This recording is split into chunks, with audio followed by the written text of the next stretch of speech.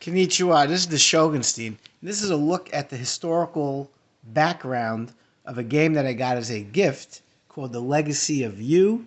It's from Garphill Games, who made the great Hadrian's Wall from Shem Phillips. This is a solo game, and it has the theme of the Emperor Yu, who is known as Da Yu, which translates to he who controls the water. And this deals with the establishment of early Chinese civilization along the Yellow River. So standard world history teaches that there was a Neolithic revolution where early people learned how to farm and domesticate animals, and they could stay in one place. Now, you're going to want to stay in one place where there's fertile land. So, in standard history, we talk about what's known as the cradles of civilization.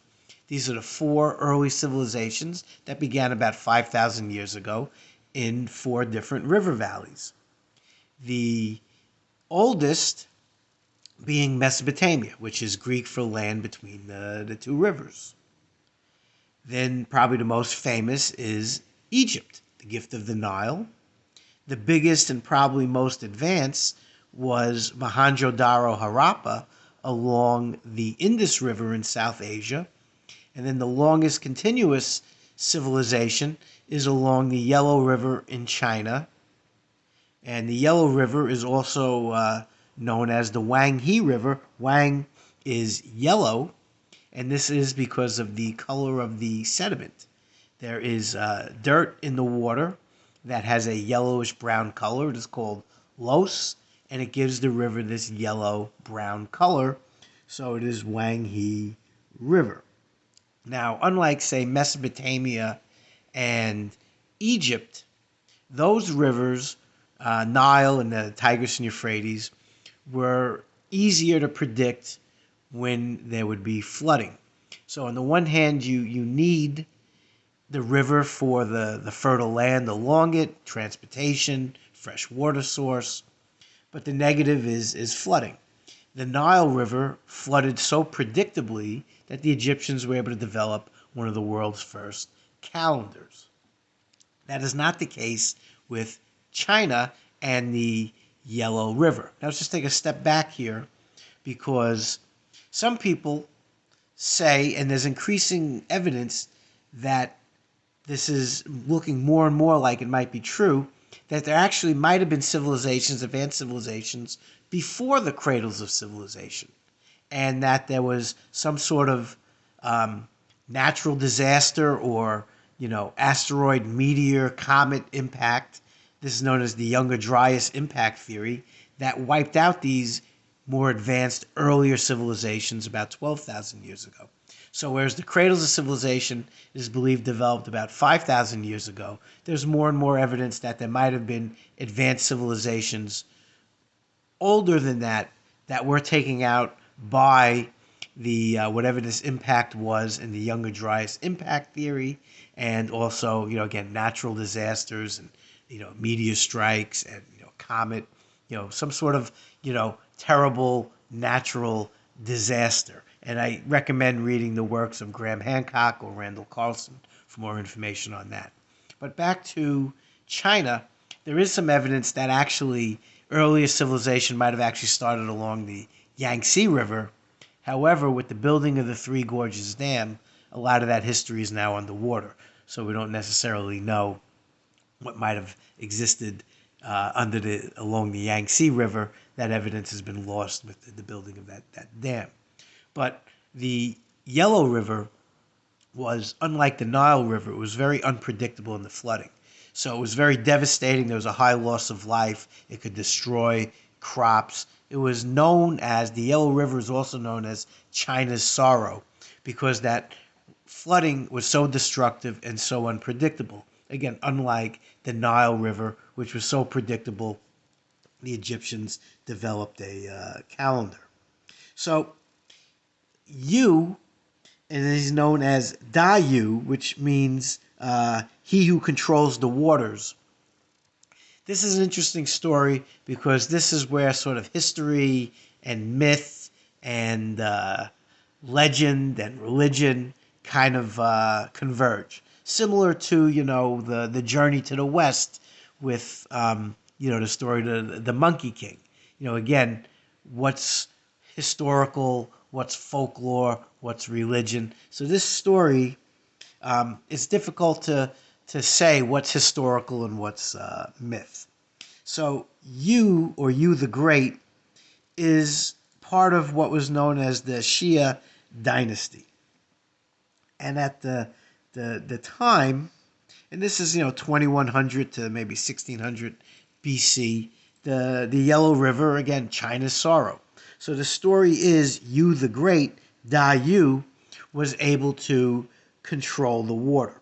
What does that mean? It was the work that he did. Now again, here's where the myth and the legend, some of the legend has him traveling for 13 years around the Yellow River Valley with a 10,000-year-old turtle and getting maps from the gods. So again, what's myth, what's real?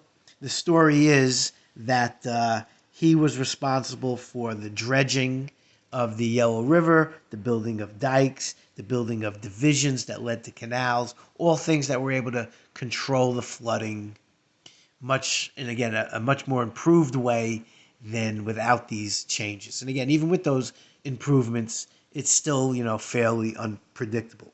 But again, if Yu is real, his work on the Yellow River and, the things that he did to control the flooding by making these improvements, with the system of dikes, with the dredging, with the creation of these canals. What it did was it gave his dynasty more control of the river, which in turn gave them more control over China. And that leads to the establishment of the dynasty system, the dynastic system. China has a dynastic system that involves something known as the mandate of heaven. And the idea is it works as a cycle, that the ruling dynasty has the mandate of heaven, and they make these improvements. When there's a new dynasty, they're powerful, the country is strong. However, when things like flooding and earthquakes and wars happen, the people believe that they are losing the mandate of heaven, and then the old dynasty is replaced by a new dynasty. So that system of dynasties that more people may be more familiar with the Qin dynasty and Shi Huangdi, that's, to many people, that's the first dynasty. Again, if you want to say the Xia dynasty was first, again, that's where we got to, if it was real, again, it's hard to say whether it was or was not. But that dynastic system that is existed in Chinese history, the legend is by Yu and the Xia dynasty getting better control of the Yellow River, that they were able to establish the dynastic control of China, which is going to last all the way until 1912, when Sun Yat-sen overthrew the Qing dynasty, which is actually Manchurian. They're not even Chinese. They had invaded. When the Qing dynasty was overthrown by Sun Yat-sen, who was then shortly after overthrown by the warlords, and then there's the establishment of the KMT and the nationalists and Chiang Kai-shek, and then Chiang Kai-shek is going to get into the civil war with the Chinese communists and Mao Zedong, and then eventually after World War II and the Japanese invasion in 1949, the establishment of the People's Republic of China and communist control. But that dynastic system lasted a long time. Again, how much of this is myth? Well, some people will point to the fact that the first, writings of Yu didn't appear until around 2123 under the Zhou dynasty. That's the first time, Yu is actually mentioned. That's the earliest writings. So it's an interesting story, and it's an interesting theme for a game, something that I'm very excited to play because, I enjoy, in my side hustle, I got a side gig of involving world history, and, we go over these river valleys. I'm also very interested in if there actually were civilizations earlier and that were they taken out by this younger Dryas impact. I think there's a cool theme, and I'm looking forward to playing this game and seeing how thematic it actually is. And, again, I really enjoyed Hadrian's Wall. So looking forward to this solo campaign. Now, one thing I am concerned about is Hadrian's Wall. As much as I love it, I had trouble with some of the colors. They had these blue and purple meeples that I couldn't tell apart. So I'm hoping that Garphill Games here did a better job with the colors. But this is a really cool theme, and here we got some of our components here. We're going to go through this, and we're going to get this to the table, and we'll let you know what we think. But I just wanted to give you some historical background on the legacy of Yu. And again, there's a Mandarin pronunciation, but again, Mrs. Shogunstein, who is a native Chinese speaker, kept telling me, Yu is the Cantonese pronunciation. She kept giving me the Mandarin pronunciation, and I kept getting it wrong. So she told me just stick to the Cantonese pronunciation. So I'm interested in playing this game. It's got a very interesting theme, and it's different because you got a lot of games that have that kind of journey to the West theme with the Monkey King. This is kind of cool that you got the legacy of Yu. Again, whether or not he's real or not, the Yellow River is real, the flooding is real, the Chinese civilization certainly developed along the Yellow River. At the same time, it does have that legacy of being China's sorrow. So we're going to dig into this game. We'll let you know what we think. But that was a little bit of the historical background of the legacy of Yu. This is the Shogunstein out.